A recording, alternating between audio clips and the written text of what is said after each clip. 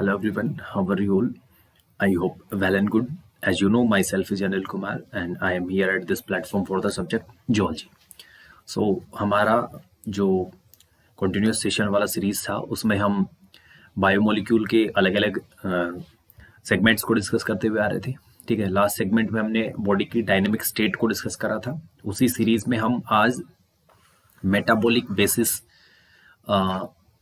For living वाले segment को discuss करने वाले हैं। यानी कि हमने जो डायनेमिक स्टेट वाला पोर्शन पढ़ा था ना, जो लिविंग जो बीइंग्स हैं उनमें एक डायनेमिक स्टेट रहती है बॉडी में। ठीक है, उस स्टेट का हमने देखा था कि बेसिस जो होता है ना, बेसिस तो वो किसके थ्रू रहता है। मतलब हमने बात करी थी डायनेमिक सिस्टम, डायनेमिक स्टेट। ठीक है, डायनेमिक स्टेट किसके वजह से बनता है, मतलब क्या डायनेमिक स्टेट का एक बेसिस है, तो वो था मेटाबॉलिज्म। ठीक है, तो मेटाबॉलिज्म होने के लिए क्या जरूरी है? मेटाबॉलिज्म क्या है? एक प्रकार की क्या है, केमिकल क्या है, केमिकल रिएक्शन है। अब केमिकल रिएक्शन होने के लिए क्या चाहिए होता है? केमिकल रिएक्शन होने के लिए हमें सबसे पहले तो रिएक्टेंट चाहिए होता है। रिएक्टेंट होने के साथ साथ रिएक्टेंट होना चाहिए और कोई भी कैटलिस्ट होना चाहिए और प्रोडक्ट बन जाना चाहिए। ये है हमारी एक कंप्लीट रिएक्शन। ठीक है, लेकिन हमने देखा कि जो रिएक्टेंट है वो इस रिएक्शन का मेन बेसिस है। अगर रिएक्टेंट नहीं है तो रिएक्शन होना पॉसिबल नहीं है। लेकिन हमने ये भी देखा था कि अगर वहां पर कैटलिस्ट नहीं है तो भी रिएक्शन कंप्लीट नहीं होती है। तो बेसिकली हमें उन सारी मेटाबॉलिक एक्टिविटीज या फिर मेटाबॉलिज्म के बेसिस को डिस्कस करना है। ठीक है, तो इससे पहले मैं बता दूं, मेटाबॉलिक एक्टिविटी जो है या मेटाबॉलिज्म जो है, ठीक है, इसके दो सेगमेंट हैं, या मैं इसे बोल दूं मेटाबॉलिक एक्टिविटीज। ठीक है, इनके दो सेगमेंट हमने देखे थे। ठीक है, और दोनों के दोनों सेगमेंट जो है वो क्या है, मतलब जो मेटाबॉलिक एक्टिविटीज होती हैं उनके दो नेचर हैं, एनाबॉलिक नेचर, एनाबॉलिक, दूसरा है कैटाबॉलिक। सिंपल सा मतलब ये है, जो एनाबॉलिक है वो फॉर्मिंग रिएक्शन है, फॉर्मिंग या सिंथेसाइजिंग रिएक्शन है। और जो कैटाबॉलिक रिएक्शन है वो है हमारी ब्रेकडाउन रिएक्शन है। ठीक है, यानी कि ये वाली जो प्रोसेस है इसमें क्या होता है, कोई भी सब्स्टिट्यूएंट्स मिलकर एक नए सब्स्टिट्यूएंट को फॉर्म करते हैं। लेकिन यहाँ जो रिएक्शन है कैटाबॉलिक वाली, यहाँ पर कुछ सब्स्टिट्यूएंट जो है वो अलग अलग सब्स्टिट्यूएंट्स में टूटते हैं, यानी कि ब्रेकडाउन होता है उनका। यानी कि यहाँ पर रिएक्टेंट ए और रिएक्टेंट बी किसी भी कैटालिस्ट की प्रेजेंस में ए बी बनाते हैं, यानी कि ये रिएक्टेंट हो गए और ये हमारा प्रोडक्ट हो गया। लेकिन यहाँ जो कैटाबॉलिक कैटेगरी की जो रिएक्शंस हैं उनमें ये हमारा रिएक्टेंट है जो किसी कैटालिस्ट की प्रेजेंस में हमारे प्रोडक्ट बनाता है, यानी कि P1 और P2। यहाँ पर ये रिएक्टेंट 1 R1 और R2 है। ठीक है, ये बेसिक सा डिफरेंस है। तो हमारी जो एनसीईआरटी है उसमें से मैं रीड कर रहा हूं, metabolic pathways can lead to a more complex structure from a simpler structure. जैसे कि एसिटिक एसिड है।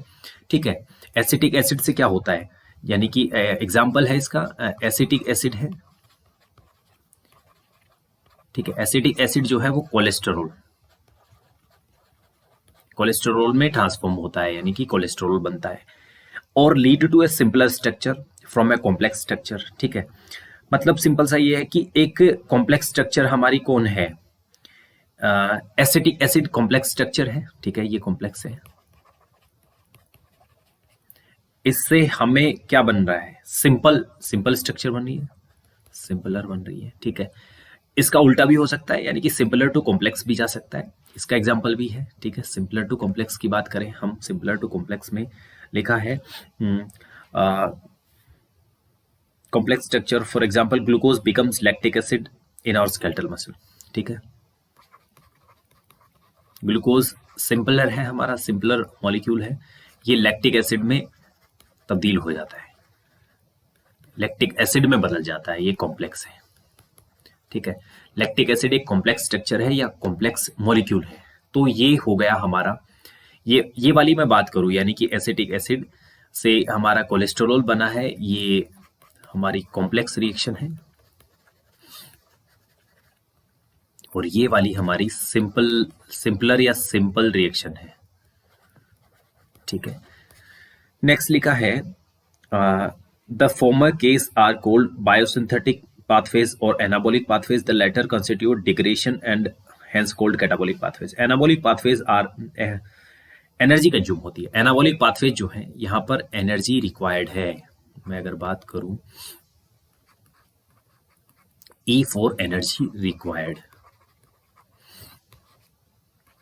बिकॉज फॉर्मिंग ये प्रोसेस है जिसमें बन रहा है कोई, ठीक है, तो उन्हें बनाने के लिए यानी कि इन दोनों को एक साथ जोड़ने के लिए एनर्जी चाहिए होगी, लेकिन ये जो है वो एनर्जी रिलीजिंग प्रोसेस है, ये एनर्जी रिलीजिंग रिएक्शन है हमारी। ठीक है,